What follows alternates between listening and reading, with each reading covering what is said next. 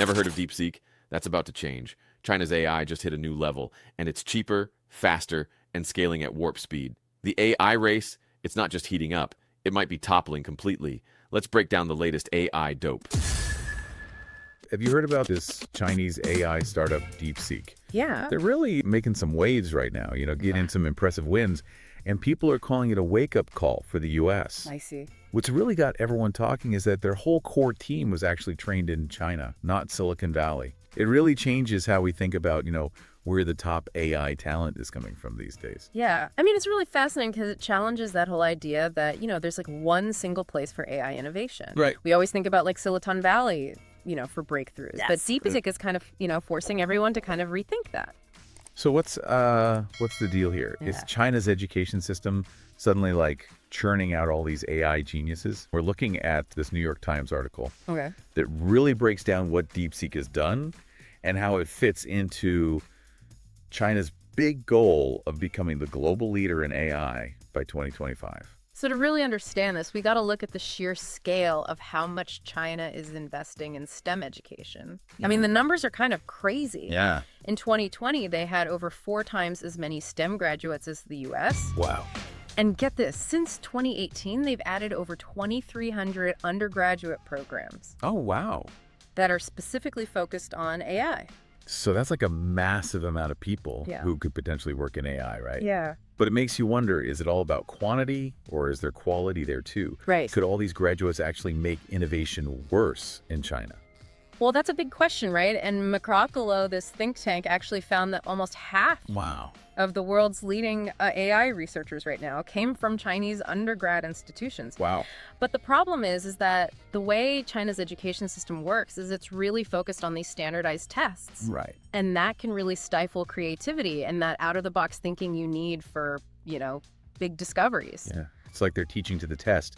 You get a lot of good test takers, but not necessarily innovators, right? Exactly. And even DeepSeek's founder, Liang Wenfeng, he's talked about this, hasn't he? Yeah, he's actually criticized this a lot. He said there's a lack of what he calls hardcore innovation in China. Yes, exactly. And it's interesting coming from him Right. because he's someone who's been through the system and, done really well. Yeah. But he sees that disconnect Right. between, what people are learning and the kind of thinking you need for real innovation. Quick ask. Almost 95% of you watch our videos but still aren't subscribed. Please click subscribe. It really helps us grow.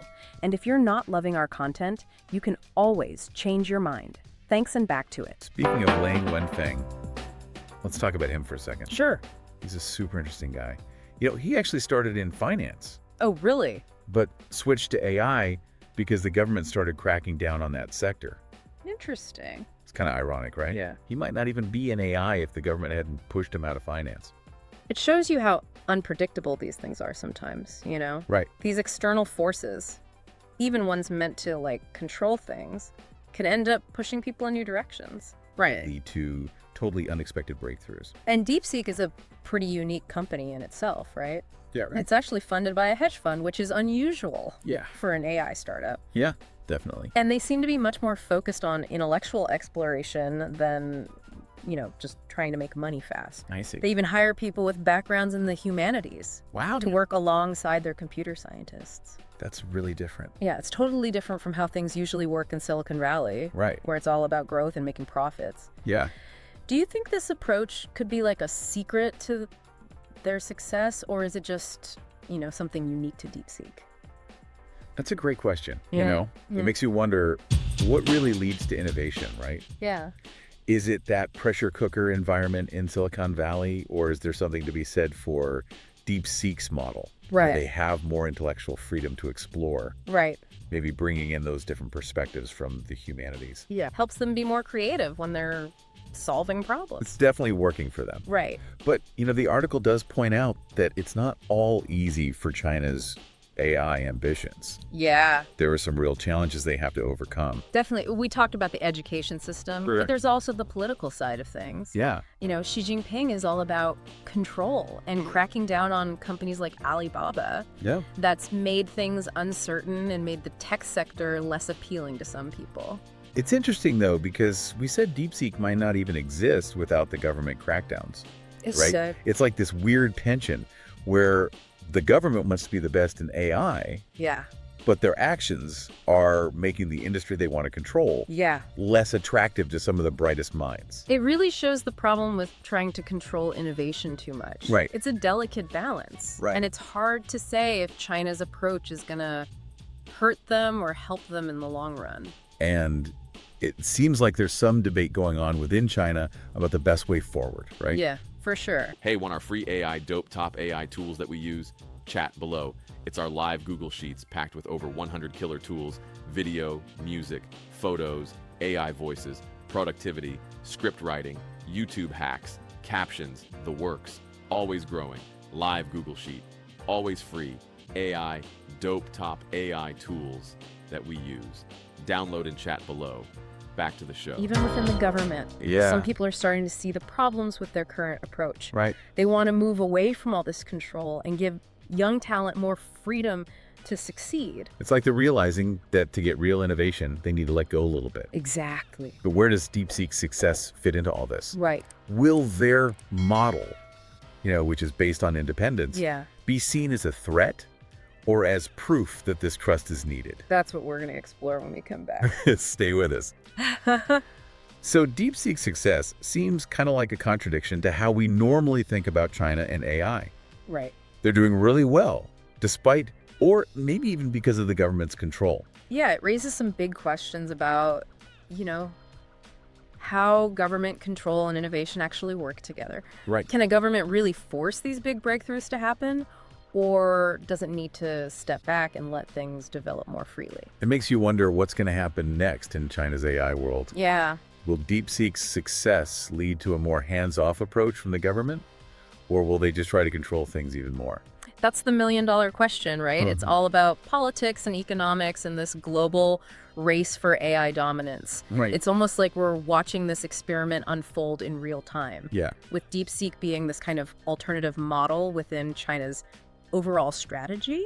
And what's even more interesting is that DeepSeek isn't just different in terms of funding or structure. Right. They're actually bringing in perspectives from the humanities into their work. Exactly. And that's pretty unusual in the AI world. Yeah. It shows that they understand the importance of having different viewpoints when you're trying to solve these complex AI problems. It's not just about the technical stuff anymore. Yeah. It's about thinking about the impact on society, the ethics, and even the philosophy behind AI. It's like they're saying AI isn't just a technical field. Right. It's connected to human values and how our society works. Yeah, and by having people from the humanities on their team, they're bridging that gap between the technical side and the human side of AI. And that kind of broader perspective is probably becoming even more important as AI becomes a bigger part of our lives, right? Absolutely. We need people who can not only build the technology, but also think critically about its impact. Right. And make sure it's being developed in a way that benefits everyone. So DeepSeek's approach isn't just good for them. Right. It could actually be a model for how AI should be developed globally. Exactly. Their model challenges that idea that innovation is all about technical skills and money. Yeah. It suggests that things like intellectual curiosity, ethical awareness, and diverse perspectives might be just as important, if not more important, for real progress in AI. This whole story has really made me think differently about innovation. Me I too. always hear about needing more STEM graduates, Yeah. but maybe it's not just about the number of STEM minds. Right. It's about having a variety of thoughts and approaches. Exactly. DeepSeek's success really shows the power of collaborating across different fields Right. and the need for a more holistic way of thinking about education and research. Yeah. It's not just about churning out engineers and scientists. It's Right. about giving people the skills to think critically, understand ethics, and solve problems creatively in a world where technology is changing so fast. That's why DeepSeek is so fascinating. Yeah, They're not just another AI startup. right. They represent this bigger debate about the future of AI and its role in society. Exactly. Their story highlights this tension between control and freedom, Yes. between being technically skilled and being ethical, and between national ambitions and global cooperation. And as AI keeps advancing faster and faster, these questions are only going to become more important. Yeah. We need to have open and honest discussions about how we want AI to develop Right. and make sure it aligns with our values and hopes for a better future. So this brings us back to you, the listener. Yes. We've looked at the rise of DeepSeek, the complexities of China's AI landscape, Right. and what this all means for the future of innovation. Yeah. Now, we want to leave you with a question to think about. Okay. Yeah, it really makes you think about how we view innovation as a whole, Yeah. not just AI. Right. Like, do we try to control it and direct it, or just let it kind of happen naturally? And DeepSeek's story really shows us, sometimes those big breakthroughs come from places you wouldn't expect. Exactly. And they challenge how we usually think about things. Oh, It yeah. reminds us that innovation often needs freedom, different perspectives and people willing to try new things. So to sum up this deep dive, we've learned a few key things. Okay. First, China is really going all in on AI, Yeah, and they definitely have the people to do it. for sure. But there's that tension we talked about. Right. The government wants control, Uh-huh.